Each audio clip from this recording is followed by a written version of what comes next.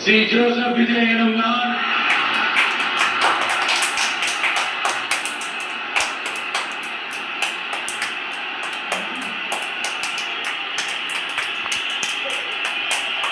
சட்டப்படி அமைக்கப்பட்ட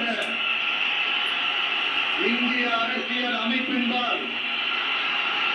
உண்மையான நம்பிக்கையும் மாறா பற்றும் கொண்டிருப்பேன் என்றும்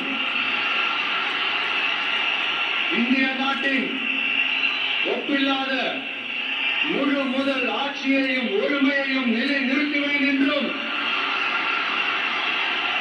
தமிழ்நாட்டு அரசின் முதலமைச்சராக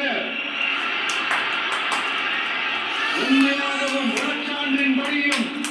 என் கடமையை நிறைவேற்றுவேன் என்றும் அரசியல் அமைப்பிற்கும் சட்டத்திற்கும் இணங்க